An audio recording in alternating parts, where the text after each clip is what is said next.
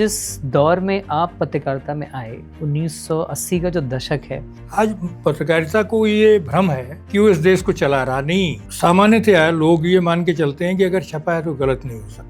बदली सेंस में, क्योंकि जो सत्य हावी होता था पत्रकारिता पर, असत्य हावी होने लगा है और झूठ इतना ज्यादा हो गया है कि सत्य और झूठ के बीच जो है बहुत सारे लोग उसी में झूल रहे हैं। सवाल कुछ और होने चाहिए, सवाल कुछ और होते हैं। लेकिन इसके बाद भी मैं मानता हूँ, क्योंकि मैंने सारे माध्यम देख लिए, मैंने रेडियो भी देखा, टेलीविजन भी देखा और स्वायत्त टेलीविजन में भी मैं 10 साल रहा, तो ये मानता हूँ कि आज भी अगर क्रेडिबिलिटी किसी मीडियम की है तो वो केवल प्रिंट की है। चौधरी महेंद्र सिंह टिकैत जो है वो किसानों के बड़े भारी नेता रहे उस समय, और वो कई बार बहुत जगहों पर मुझे लेके जाते थे जहाँ कुछ अंग्रेजी में समझना होता था, बोलना होता था, तो मुझे ले गए। एक मीटिंग चल रही थी उनकी, तो उस मीटिंग के एक दिन पहले नवभारत टाइम में खबर छपी थी। शरद जोशी किसानों के बड़े नेता वो भी थे, तो उनकी खबर छपी थी कि शरद जोशी ने बीपी सिंह को अपना नेता माना। अच्छा, तो उसने बहुत सफाई दी, तो टिकैत ने उस पर मेज पे मुक्का मारा और बोला कि साहब जब छपा है तो गलत कैसे हो। 1992 में 6 दिसंबर को जब बाबरी मस्जिद ढहती है तो आप वो सर्द रात में आप वहाँ होते हो?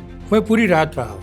तो उसकी वजह क्या थी कि मेरी गाड़ी भी भाग गई थी, ड्राइवर भी पता नहीं कहा, और चारों तरफ बिल्कुल बैरिकेटिंग हो गई। और मेरे पास ना एक जैकेट था बस, तो मैं एक साधु के यहाँ से कंबल लिया हूँ और कंबल लेके केवल घूमता रहा, वही लपेट के कंबल। आडवाणी जी ने वो किताब पढ़ी तो शायद उन्होंने आपको कॉल किया और उन्होंने अपने बारे में बताया कि जब वो पाकिस्तान में थे तो उनके घर में टेलीफोन हुआ करता था। बिल्कुल। लेकिन जब वो भारत में आए तो उनके पास किसी का टेलीफोन नंबर नहीं था। आप देखेंगे तो कुछ इतिहास पुरुष हैं जो आपको 1857 में याद आते हैं, लेकिन आपको अलीगढ़ का वो आदमी नहीं याद आता जिसने टेलीग्राम को तोड़ के और उससे तोप बनाई। सर, कृषि पे भी आपने इतना अच्छा, इतना लंबा काम रहा है। अभी क्या है आज की तारीख में अगर आप देखोगे तो सबसे मजबूत कृषि मंत्री है, सबसे कमजोर कृषि मंत्रालय, इसके बाद कुछ नहीं है आज की तारीख में।